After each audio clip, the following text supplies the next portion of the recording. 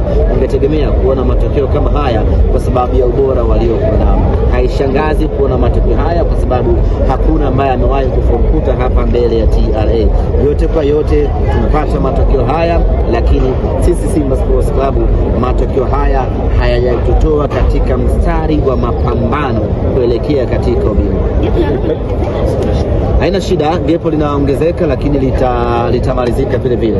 Sisi ndio tunaojua gepo tutalimalizaje. Kwa hiyo acha gepo liongezeke, lakini Simba tutalimaliza hilo gepo, wala usikuwe na mashaka hata kidogo. Ndugu msemaji, huu mzunguko wa pili Simba pengine inaweza kawa pia ni moja ya timu ambayo ina ratiba ngumu na mechi ngumu pia za ugenini.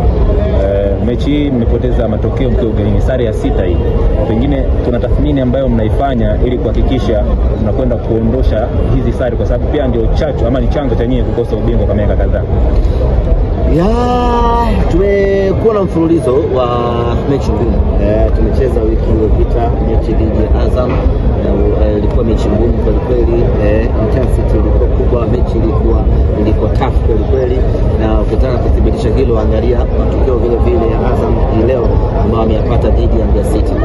Huwezi kutumia nguvu kubwa kwenye mechi kama ile alafu kaja ukapata matokeo mazuri kwenye mechi kama hii dhidi ya TRA ambao walikuwa wamekapa na kusubiri wewe uje ushughulike naye. Kwa hiyo sare tuliyopata dhidi ya TRA ni sare ambayo haishangazi pakubwa kutokana na ugumu wa mpinzani wenyewe, lakini kutokana na ubora wa mpinzani.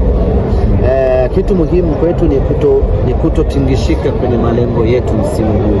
Bado sisi tunaamini tunayo nafasi ya kufanya vizuri katika michezo mingine ambayo imebakia. Msemaji, aina ya mchezo ambao umeonyesha leo hii pengine inatoa tafsiri gani katika mchezo wenu wa mtoano? Tumepata sare lakini hatukuzidiwa, hatukutengenezewa hatari ya kutuweka roho juu.